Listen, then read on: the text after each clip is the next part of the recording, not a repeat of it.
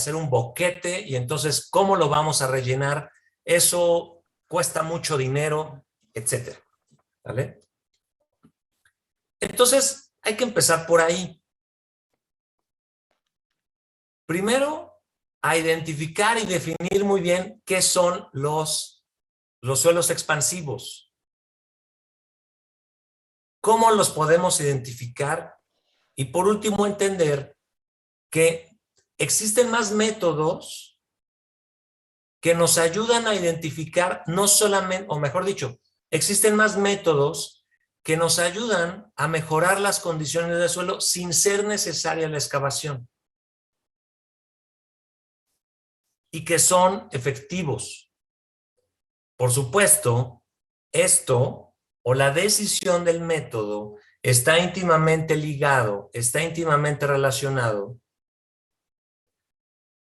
pues con el tipo de material que tenemos y evidentemente qué tanto conoceremos de los métodos. Porque están de acuerdo que si yo nada más conozco un método que es sustitución, es decir, excavo el material malo y coloco mejor, la verdad es que no tendré muchas opciones. ¿Vale? Bien.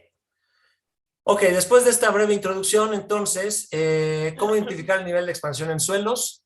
Los suelos expansivos dependen de la estructura de sus cristales, es decir, de la mineralogía, de su composición mineralógica. Debemos de recordar que las arcillas son minerales al final. Contienen minerales de mica, contienen minerales de cuarzo en menor proporción, contienen minerales de arcilla, evidentemente, ¿sí? Y entonces esa mezcla nos va a dar una ilustración de qué tan expansivo o no puede ser ese material. Capacidad de cambio de cationes. Si recordamos la familia de las arcillas, identificaremos inmediatamente tres grandes grupos. La caolinita, que el intercambio de catión es restringido, es decir, es un material, la caolinita, la que en presencia de agua sigue siendo estable, no hay problema. De ahí nos pasaremos al otro extremo, que es la mormorillonita. La mormorillonita es, de la familia de las arcillas, la más inestable en presencia de agua, la que mayor capacidad de cambio de cationes tiene. Por lo tanto, si nosotros nos enfrentamos a un material muy expansivo, muy inestable, podemos presumir que tenemos en su gran mayoría mormorillonita. ¿Y eso cómo lo sabemos? La única manera es a través de análisis químicos, espectrografía, a través de microscopios, que no son microscopios comunes y corrientes.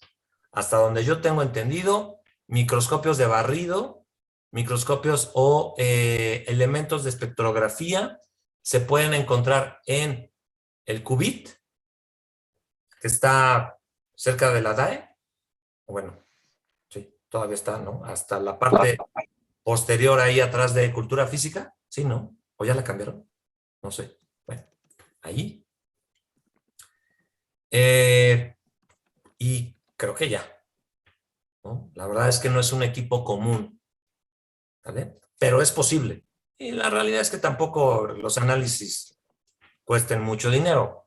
O sea, a lo mejor un análisis estará como en 1,200, 1,500 pesos. Pagable, si es que necesitamos saberlo. Que tampoco es común, ¿eh? Bueno, en fin. Entonces, son ejemplos de lo que se tiene. De un lado, la caolinita, la mormorillonita, y nos falta el tercer grupo, la tercera familia, que es la hilita. La hilita, digamos que está en un comportamiento intermedio. Sí tiene cierta capacidad de cationes, de cambio de cationes, no como la mormorillonita, que llega al grado de ser muy inestable, y tampoco como la caolinita, que bueno, no, ni siquiera se inmuta. ¿Vale? Bien, recordemos esa parte. Y lo que involucra en el comportamiento. ¿Vale? Luego, su comportamiento se caracteriza en general por contracción de arcilla debido a secado. Se generan estas grietas por desecación. No sé si les ha tocado llegar a ahorita en época de secas, que no hay agua, hay mucho calor y entonces ciertas superficies de material se empieza a secar y se empieza a contraer, se empiezan a agrietar. En algunas zonas inclusive hasta se empiezan a levantar como una especie de costras. ¿Sí las han visto? ¿No? Estas se le llaman grietas por desecación.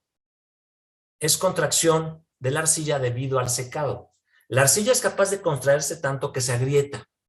Bueno, lo que yo les comparto puede ser nada más la superficie, pero en áreas de presencia de mayor cantidad de arcilla, esas grietas se siguen presentando. Ahora imagínense que esté por debajo de la zapata, por debajo de la losa, y son grietas que pueden alcanzar varios centímetros de separación. Entonces estarán de acuerdo que eso va a hacer inestable la cimentación. Si no los identificamos, si no nos damos cuenta y construimos nuestra cimentación sobre este tipo de arcillas y se presenta el agrietamiento por desecación, entonces lo que vamos a tener es precisamente una inestabilidad debido a la formación de grietas por secado. ¿Vale? Entonces, estas grietas por secado también son importantes. No solamente es la expansión, sino el comportamiento contrario. La expansión es por un exceso de agua. La contracción y la aparición de grietas por secado es por el contrario, la falta de agua. Entonces, ni tan ni muy. ¿Sí? Bien, expansión de arcilla al saturarse es precisamente lo que les acabo de comentar. El exceso de agua hace que la arcilla absorba, y sabemos que la arcilla tiene una capacidad importante de contener agua y mantenerla dentro de su estructura. Eso lo vieron en Mecánica de Suelos 1, Físico-Química de las arcillas. Fíjense hasta dónde estamos todavía recordando esta parte y la aplicación. Recordamos que las arcillas tienen una estructura química muy peculiar que es capaz de guardar, de captar moléculas de agua,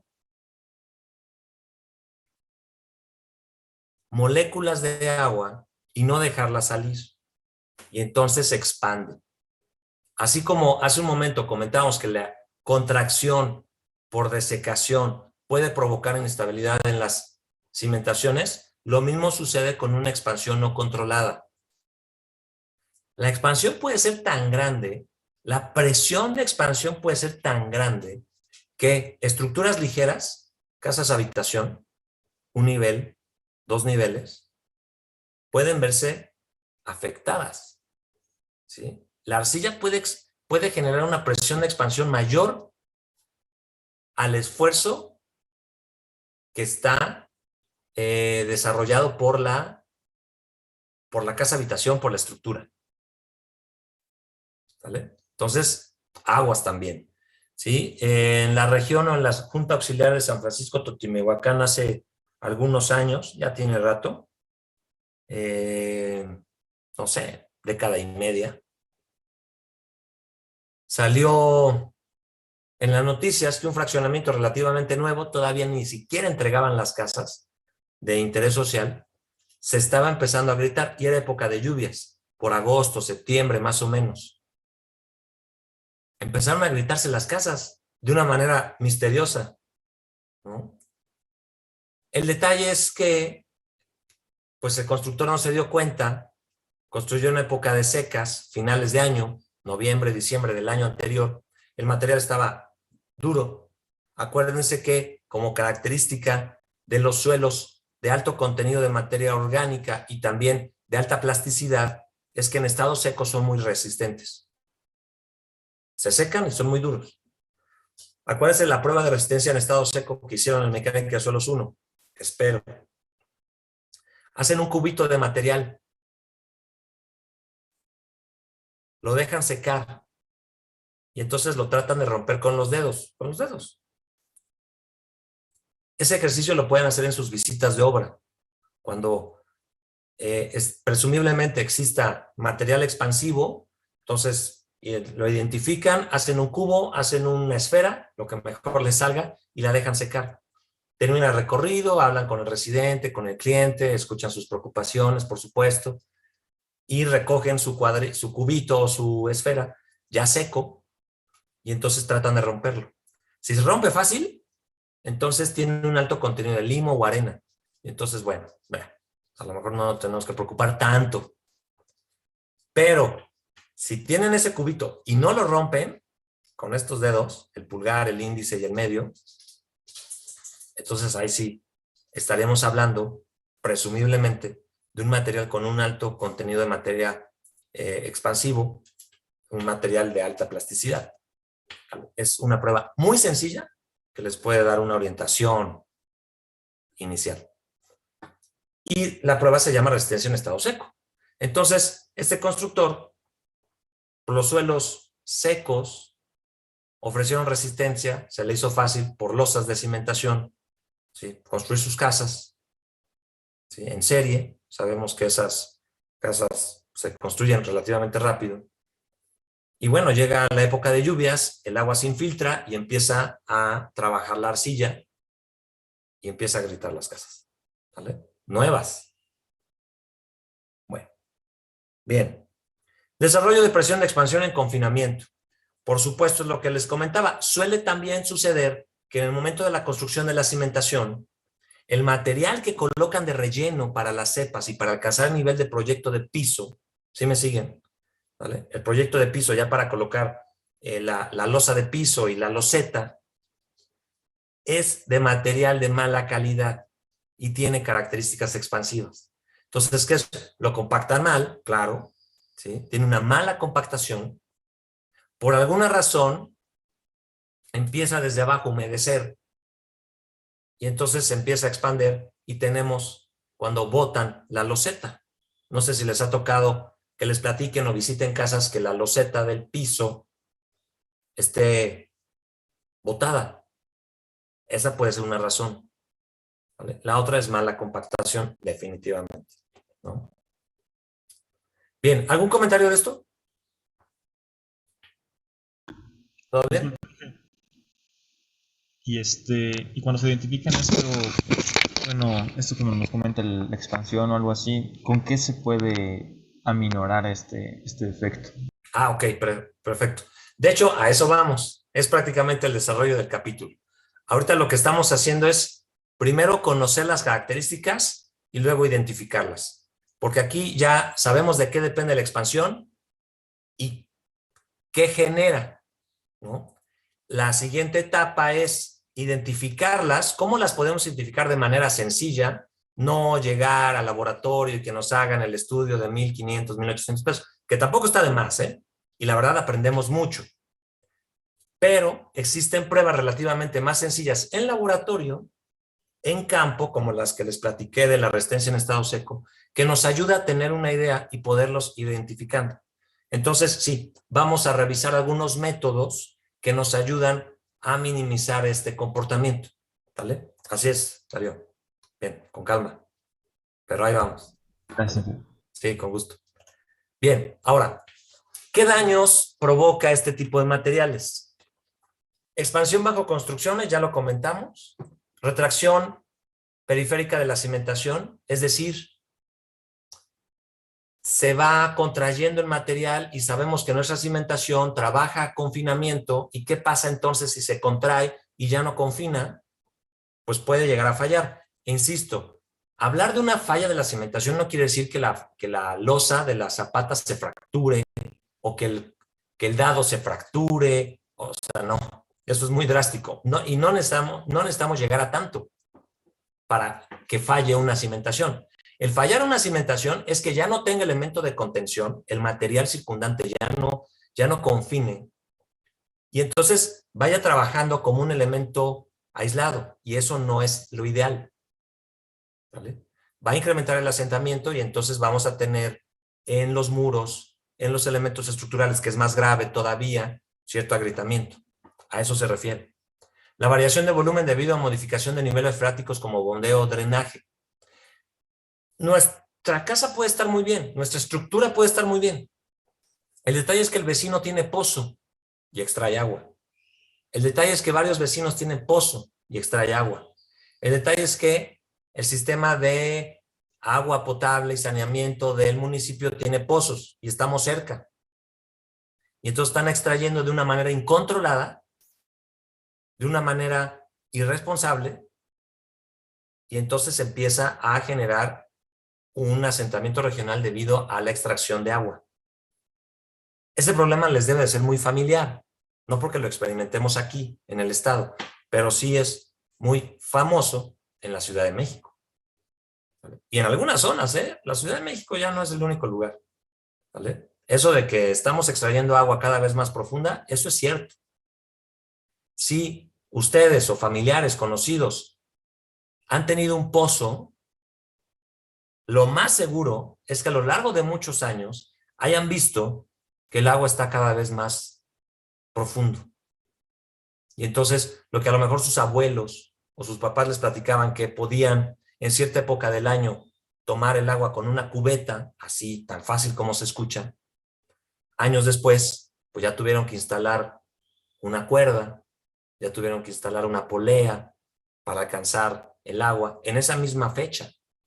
O sea, a lo mejor habrá momento en el año en que el agua suba un poquito, pero ya no como años anteriores. O más drástico, instalar una bomba. ¿Vale? Hoy el agua en los pozos en Puebla que hay se extrae a 200 metros de profundidad. Imagínense, ¿no? Bueno, eso evidentemente modifica. Desplante de cimentación en zona activa, por supuesto, toda esta situación. Hay un fraccionamiento cerca de Ciudad Universitaria que se identifica por espesores importantes de arcilla expansiva. Digo espesores importantes de arcilla expansiva en función de la estructura. Hablamos de un fraccionamiento, vivienda horizontal, casas de 2 niveles, 3 niveles a lo mucho. Pero que tengamos espesores de 3 metros de arcilla expansiva, pues ya es importante, ¿están de acuerdo? Es un sótano. Y entonces, la cimentación erróneamente se ha desplantado en algunas casas, no estoy diciendo que en todas, en algunas casas, sobre ese material activo. Y entonces, ¿qué pasa? En cada época de lluvias se agrietan. Y algunos dueños ya están conscientes, es lo increíble. Los dueños de esas casas saben que en época de lluvias se va a agrietar. Y ya saben inclusive en dónde. Porque cada año, terminando la época de lluvias, por ahí de noviembre, antes de que llegue Navidad, aplican pues actividades de mantenimiento,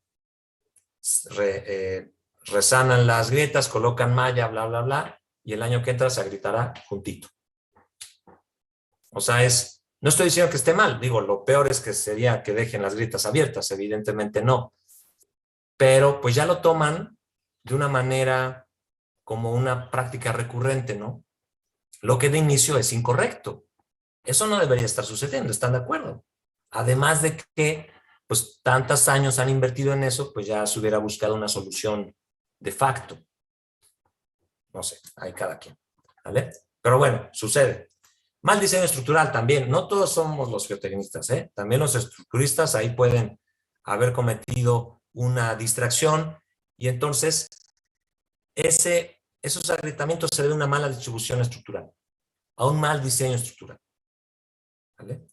Rotura de tuberías también. Esa parte de variación de volumen debido a modificación de niveles en presencia de nivel de agua puede ser por drenaje. Que se haya roto el drenaje, agua potable, drenaje como tal, y entonces esté expandiendo. Hay una acumulación de agua, por supuesto el agua no distingue si es agua potable o agua de drenaje, el suelo no distingue, por supuesto. Hay un incremento en el contenido natural de agua y entonces se expande, ¿no? Puede haber un buen diseño geotécnico, puede haber un buen diseño estructural, se asume y esté controlado la presencia de arcilla expansiva, suelos expansivos, pero debido a la rotura de tubería se activa, ¿vale? Eso también hay que tomarlo en cuenta. Y defectos de drenaje periféricos en la cimentación, que es muy similar al anterior. ¿Vale? Si nosotros no tenemos un buen drenaje y estamos conscientes de que hay áreas de expansión, por ejemplo en las colindancias, que eso no lo podemos controlar, el vecino todavía no construye o tenemos un patio, un jardín, un parque o un predio, lote baldío, que no van a construir mañana, Entonces, sí es obligación de nosotros implementar un sistema de drenaje que evite la filtración de agua en exceso y active. ¿Vale? Bien, ¿algún comentario de estas? Perfecto. No somos la única región que tengamos este problema. Digo, sería algo muy egoísta pensar que presumir que solo nosotros tenemos este tipo de problemas. La realidad es que no. Querétaro tiene también muchos problemas de arcillas expansivas. Tiene muchísimos problemas de arcillas expansivas en nuestro país. Aquí apreciamos el norte del país también. La zona del Bajío también puede llegar a tener. La zona centro de Estados Unidos también.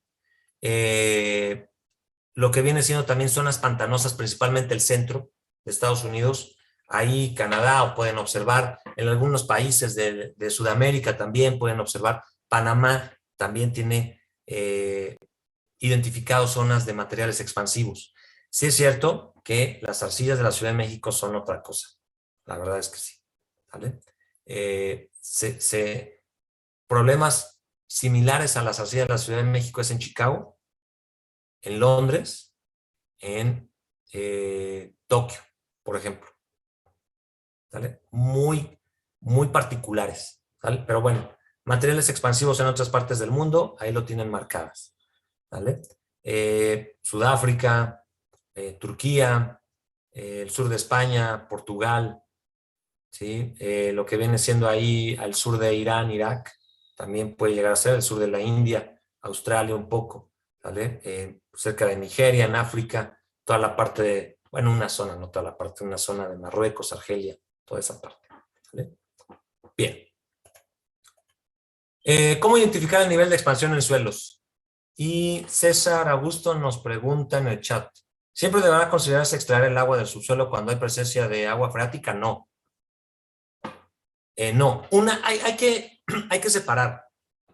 Una cosa es, tenemos nivel freático superficial y nuestro proyecto marca sótano, vamos a abatir el nivel freático, que hay que diferenciar con la extracción de nivel freático, porque la extracción de nivel freático es eso, extraerlo y ya no retornarlo. El abatimiento de nivel freático, y más cuando tenemos colindancias, se extrae y por el otro lado se inyecta otra vez para guardar el equilibrio hídrico. O sea, el nivel freático afuera de nuestra excavación debe de mantener el nivel. ¿Por qué? ¿Por qué? Porque si nosotros extraemos de una manera desmedida, lo que vamos a provocar es que en la periferia y en nuestro predio empiecen a provocarse asentamientos. Y bueno, como sea nuestro predio, pues nosotros lo solucionaremos y pues nos haremos responsables. Lo mismo sucederá en la periferia, con las colindancias. Imagínense la casa del vecino que se empieza a gritar porque estamos extrayendo nivel freático y no controlamos, y entonces se genera lo que llamamos el cono de abatimiento. Ese cono de abatimiento nos da un margen de distancia en cuanto a la influencia precisamente del punto de extracción. Y ese cono de abatimiento es a donde el agua va a abatirse, va a desalojarse y puede llegar a provocar, porque están de acuerdo, si hay agua y la extraemos, quedan espacios vacíos. Si hay una carga adicional, entonces esos espacios vacíos van a ceder y se forma o se genera el asentamiento. Así es, en pocas palabras, cómo trabaja. Vamos a estar asentando las colindancias y eso para nada es deseable. ¿Están de acuerdo que nos metemos en muchísimos problemas? Muchísimos problemas. Entonces, el sistema de abatimiento debe de estar junto. Bueno, en el interior, abatir y luego inyectar, abatir, inyectar, abatir, inyectar. La intención del abatimiento es que esa zona de construcción esté en condiciones secas, trabajables. Si no secas, por lo menos trabajables. Una vez que construimos el sótano, una vez que colocamos losa intermedia o la losa tapa de nuestro sótano, ahí dejamos de abatir. y el nivel freático toma su posición original en algunos días, pero llega a posicionarse de modo original. Y ahí queda. ¿Están de acuerdo que esos muros, hablando de diseño, esos muros estarán sometidos a un empuje hidrostático? Se debe de calcular. Esa losa estará sometida a una fuerza de supresión que busca botarla. Se debe de calcular para vencerla o estabilizarla. Eso involucra la presencia de nivel freático. Siempre es recomendable tener un cárcamo de bombeo de emergencia, porque puede haber filtraciones. ¿Están de acuerdo que el sótano se calcula estanco, impermeable? Pero bueno, nunca está de más ahí tener el diseño de un cárcamo de bombeo de emergencia. Puede suceder, ¿vale? Y más vale prevenir, ¿no? Ya, entonces el sótano ya no será sótano, sino alberca, imagínense, ¿no? Es grave. Pero bueno, no sé si se haya contestado eso, César Augusto. Sí, ingeniero, gracias. Con gusto. ¿Algo más? ¿Alguien más? Profe, yo tengo una pregunta. Bueno, en una ocasión vi que estaban excavando las cepas y literalmente, así como usted dice, el agua freática estaba pues a nivel del terreno. Sí. Entonces, conforme iban descubriendo las cepas, literalmente parecía una alberca. Era como 5 centímetros lo que tenía ya de pura agua. Y mi pregunta es, ¿ahí qué se tendría que hacer? Era para una casa, era para una construcción chiquita. Claro. Y empezaron a poner literalmente la mampostería así tal cual. No quitaban el agua o algo por el estilo. ¿Está correcto? No, digo, a lo mejor si el espejo es muy pequeñito, lo puedes solventar con tu plantilla. Ahí, ¿qué es lo que sucede? Hay dos opciones. La primera es elevar tantito tu nivel, que eso sabemos de antemano que pegaría en los niveles de proyecto terminado. O sea, esa decisión no la podemos tomar de manera unilateral. Se tendrá que consultar, nosotros como constructores, se tendrá que consultar con el arquitecto, con el ingeniero estructurista, de qué tan posible es elevar tantito el nivel. Y si estamos hablando a lo mejor de ese espejo, de ese tirante de 5 centímetros, pues lo tomamos, ya no le excavamos tanto y a lo mejor colocamos el nivel un poco más arriba, con plantilla de concreto y ya la cimentación. Ojo, debemos de verificar que el diseño de la cimentación haya tomado en cuenta la presencia de nivel freático, porque sabemos que la presencia de nivel freático disminuye la resistencia al esfuerzo cortante del suelo. Por tanto, si la capacidad de carga no remite a la presencia de nivel freático, es decir, se calculó en estado de contenido de agua natural, entonces esos valores se modifican, son menores. La capacidad de carga que dimos en condición sin nivel freático es de, no sé, les voy a inventar, 8 toneladas metro cuadrado, será menor. Entonces se tendrá que revisar la condición de estabilidad por capacidad de carga y asentamiento. Otra vez, con la presencia a nivel freático. Eso es uno.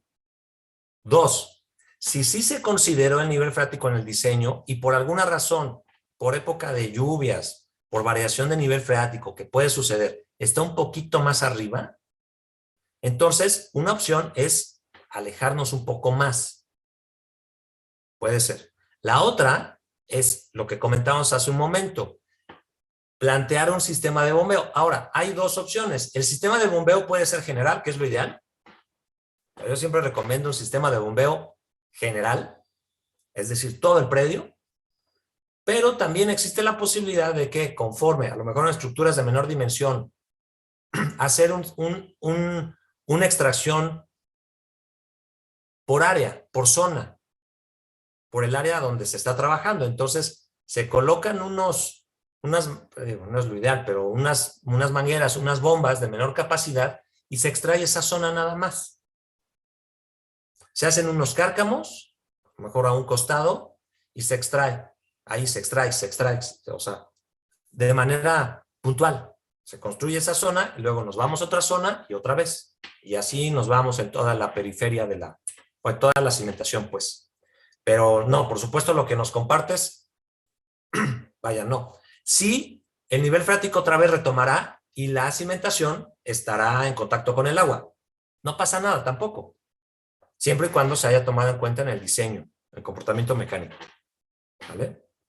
Pero sí es importante. ¿Por qué? Porque el concreto se puede disgregar, no fragua de manera correcta, se puede, ¿cómo se llama? Lavar, y entonces del cemento no vamos a tener nada. O sea, nuestro concreto van a ser las gravas. La arena ya también igual hasta se lava. Eso es importante. ¿Vale? Profe, otra pregunta. Supongo que sí tomaron en cuenta que hay nivel freático, porque al lado de la construcción, literalmente excavaron como una cisterna, valga la expresión, y Ajá. literalmente en lugar de tierra, pues es pura agua. En ese caso, afecta tanto a la cimentación como a cómo interactúa el suelo con la cimentación. Sí, cuando nosotros llevamos a construir la cimentación y hay, por ejemplo, llueve y se forma ese lodo, sí, la recomendación es retirarlo, porque ese lodo ya, ese material ya se remoldeó y ya no obedece a las características iniciales. Entonces, que muchos constructores se niegan porque pues, es al final una sobreexcavación. Digo, por supuesto, hay que reportar al cliente y se debe de pagar, ¿no? Pero se retira porque ese lodo ya no funciona. Si ya hay plantilla, pues, se extrae el agua y sobre eso se construye, sobre la plantilla, la cimentación. Pero si se deja mucho tiempo, por ejemplo, la cisterna, ¿no?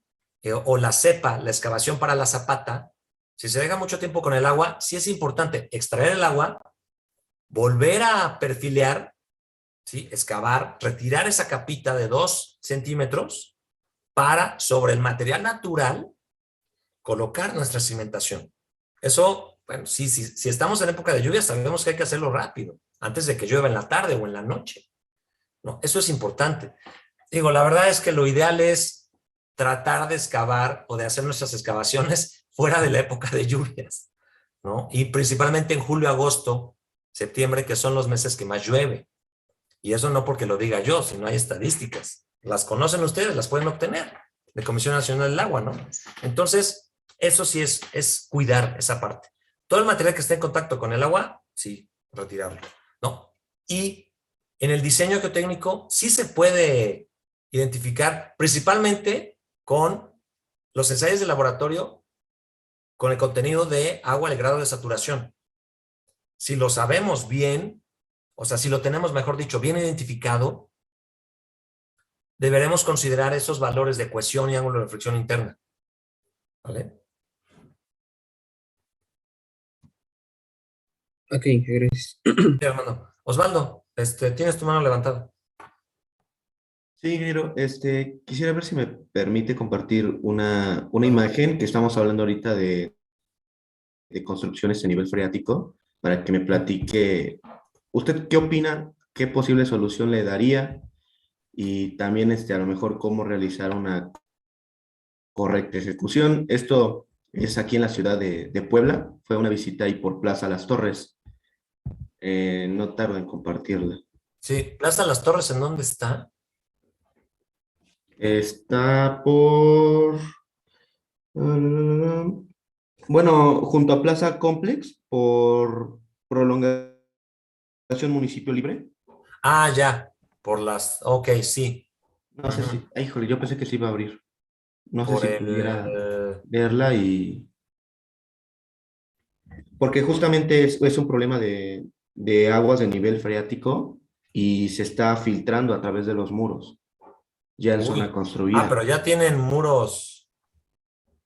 Sí, por eso me interesó, porque realmente como que yo siendo visitante no podía dar una, Opinión. un punto de vista como bien formado. Y a ¿Ya lo mejor la, si ya usted la nos tienes pudiera... o quieres que la comparta aquí? Si usted pudiera compartirla, por Sí, favor. claro. A ver, aquí está ya. Híjole, eso sí está cañón, ¿eh? Sí, por eso ahora sí que me tomé la libertad de preguntarle, ¿no? No, claro, con confianza. ¿Usted qué La verdad opina? es que sí denota un proceso constructivo deficiente, y es mucho. Es lo que les comentaba hace un momento.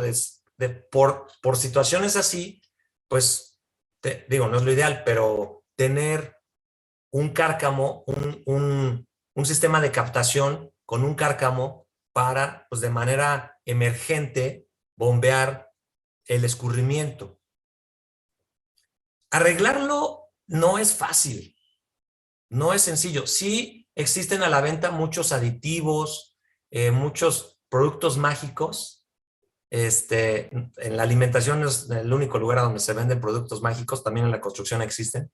Los productos milagro, que le llaman, los productos milagro que ya lo colocas y ¡wow! Se acabó. No es cierto, porque están de acuerdo que mientras haya presencia de agua, es difícil que se adhiera algo, lo sabemos bien. Entonces, pues muchas propuestas. A mí me tocó una vez algo similar, se los comparto como experiencia. A lo mejor se les ocurrirá otra cosa, pero bueno, como opción, se las digo regresando, porque ya se va a cortar la sesión. Entonces, les pido que nos conectemos y ya con este comentario terminaríamos la sesión. ¿Vale? Vamos y venimos. Les vuelvo a...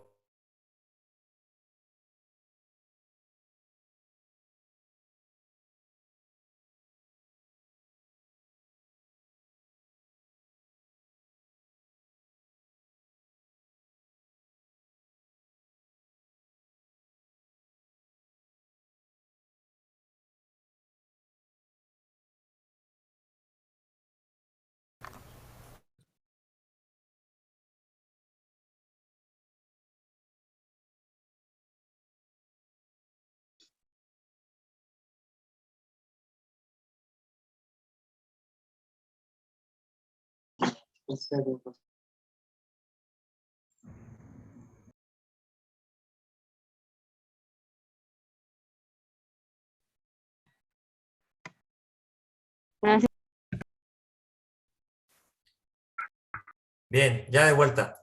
Comentaba, bueno, está Osvaldo, que digo, más que nada, ¿quién fue quien nos lo expuso? Supongo que sí, Sí, porque ya... ingeniero, aquí ando. Ok, bien. En algún sitio, lo que hicieron fue construir un muro aparente para tapar eso, si se ve mal, por decirlo menos. Y lo que hicieron fue construir, pues, una obra de captación. Y entonces recuperaban el escurrimiento excedente y lo bombeaban. Entonces ustedes no lo veían, o sea, ustedes el estacionamiento, llegaban con su vehículo, se estacionaban, veían el muro común y corriente y ya. El detalle es que atrás del muro se estaba escurriendo. No era siempre, por supuesto, se presentaba más en época de lluvias, ¿sí? Por las filtraciones, pero bueno, o sea, ni modo, ahí sí, perdón, pero pues es una mala ejecución. O sea, no hay de otra. Como dijera, no hay de piña, ¿no? Entonces, ahí ya. Es una mala ejecución y pues el primer paso es aceptarlo, ¿no? El segundo paso es buscar una solución y una solución, pues puede ser esa, ¿no? O sea, un cárcamo, hacer un muro, pues sí es cierto, se debe de recuperar espacio de algún lugar, lo cual evidentemente el proyecto de estacionamiento, espacio, todo eso, por supuesto que no lo va, no les van a decir, sí, cómo no, con todo gusto, ¿cuántos metros quieres? O sea, no, eso no va a suceder, porque al final pues es área, ¿no? Que es restringida. Y bueno, pues construirlo. La otra, lo que pasa es que yo creo que ya es la colindancia. La otra es inyectar, bueno, muchas veces hacen unas perforaciones e inyectan mortero para hacerlo impermeable. También eso puede funcionar. Le hacen las perforaciones, inyectan mortero y trasladan el problema a otro lado. O sea, no es que se solucione y ya, sino la realidad es que trasladan. Hacer drenes no es opción, porque lo único que van a hacer con el dren es tener más agua. Drenes en los sótanos, jamás. Eso no, jamás. Puede ser inyección, por supuesto van a tener que hacer una perforación con cierta inclinación desde arriba y entonces inyectar. Puede ser otra opción, que son las que se me ocurren ahorita. Y bueno, comprar el producto milagro y ver si funciona. En una de esas sí funciona. ¿no? Así es, Osvaldo. Es que, de hecho, todavía recuerdo que comentaron así que estaban pensando en efectivamente hacer drenes, Oh, en claro. perforar, ajá, y ganar un poco de espacio para empezar a mover el agua fuera de, del sótano, porque de hecho, otro detalle es que alrededor de la construcción hay vivienda y al parecer de este lado exactamente es un parque porque es una privada, es una zona Ah, residencial ok. privada y Ajá. es un patio. Entonces, ellos sugieren, o bueno, piensan que el problema realmente es porque como están regando el patio, el agua se Filtra. infiltró y es algo que no habían considerado. Ahí se fueron hablando algunas posibilidades. Claro. Sí, sí, Pero, digamos, no tuve mucho, como mucho criterio en ese momento como para decirles algo, no, está pero bien. me preocupó porque realmente yo no he tenido la experiencia de construir esta especie de muros y quería ver si usted nos pudiera platicar cómo hacer una correcta ejecución, porque usted bien dice, es un problema de proceso constructivo Sí, para para evitar empezar, esto. sí, yo no identifico si esos muros parecieran prefabricados, porque tienen las juntas. Y dense cuenta que la filtración es en la junta. Entonces está mal hecho. O sea, que no le echen la culpa al jardín. O a los niños, ¿qué culpa tienen? Pues, ¿no? O sea, primero hay que identificar, porque los muros de sótano van monolíticos. O sea, de una sola pieza. Sí veremos, no es cierto, lo veré con sus compañeros de las 7. El muro Milán sí tienen unas juntas, pero precisamente se cuida que no haya filtración. ¿Vale? Cuando son muros así, prefabricados, que tampoco tengo nada en contra de ellos, el punto es la junta. Garantizar esa junta. Y existen precisamente sellos que evitan provocar, que evitan la filtración. Ahora, si se dan cuenta, si somos más críticos, en el buen sentido, aquí está chueco, está desfasado, ¿ya lo vieron? Y pues eso tampoco. Yo creo que también acá de estar desfasado, no se ve por la imagen, pero ahí sí es evidente. En todo caso debería estar alineado, ¿no? Y es muy evidente que la filtración es por la junta, no hay otra. El que haya jardín, el que haya un lago en la parte posterior, no importa, porque se debe de construir un elemento de contención estanco, ¿no? Lo que sí pueden hacer es a lo mejor pedir autorización para del otro lado, aprovechando que hay jardín, inyectar y sería más fácil, creo, ¿vale? Pero bueno, así es, más o menos. No sé qué otra opinión tengas, Osvaldo. Pues que va Bueno, a ser un Wally, problema pues. que, pues ya es un problema que está. No No, no, he, claro. Sí, claro. no, Sí, ya es no, evidente. no he podido volver sí, a la construcción a ver qué solución le han dado, pero pues igual y me doy una vueltecita a ver cómo sigue, porque al momento donde fui apenas estaban llegando al 15º piso y son unos 20. Órale. Entonces igual y no sé si ya está abierto al público. Que no Ok, creo, pues porque tiene ojalá todas puedas las instalaciones. regresar y ya nos platicas el chisme. Sí, con todo gusto. Y gracias, Órale, ingeniero, pues. por la información. No, con todo gusto a ti por compartirlo. Muchas gracias. ¿No? Bien, pues vamos a dejarlo hasta ahí. Nos quedamos en esa lámina, no hay problema. Mañana no tendremos sesión, la tendremos el viernes y seguimos avanzando. ¿Sale? Perdón. Lo de la conferencia del viernes ya no les recordé a sus compañeros de la mañana, sí. Sí, hay evidencia de que lo platicamos el lunes se queda, no hay problema. Entonces hagan caso omiso de ese mensaje, si quieren ahorita lo borro o nos referimos al anterior. Tienen toda la razón, la entrega del reporte que se quede, creo que el lunes, no recuerdo, a las 4, a la hora que se haya acordado desde un principio, ahí. Una disculpa por la distracción, pensé que no lo habíamos, se me olvidó que lo habíamos definido. También aplicará para sus compañeros de las 7, lo digo por los que nos vemos 2 horas seguido. Yay. ¿Vale? Bueno, ok. ¿Comentarios? Sale. Así quedamos entonces. Les pido por favor que estén al pendiente. Les va a llamar la atención, estoy seguro. Y la verdad, esa plática es pensada en ustedes, porque hablamos de diseño de cimentaciones. No abordamos mucho de pilotes y menos en acero, pero la intención es que se abarque con esta plática. Digo, por supuesto, no saldremos expertos en diseño de cimentaciones, pero sí tendremos algunas nociones importantes. La realidad es que es interesante. Entonces les pido por favor que la aprovechemos lo mejor posible. Si tienen algún compañero o compañera que les llame la atención, compartan el enlace. ¿Sale? Ahora sí que es abierto. No hay problema. ¿Sí? Sean compartidos. Bien. ¿Comentarios? ¿Dudas? Ok. Que les vaya bien. Buen día. Bye. Gracias, Ingeniero, igual. Hasta luego, ingeniero. Gracias. Gracias, hasta Hasta luego. luego. Hasta luego. Bye.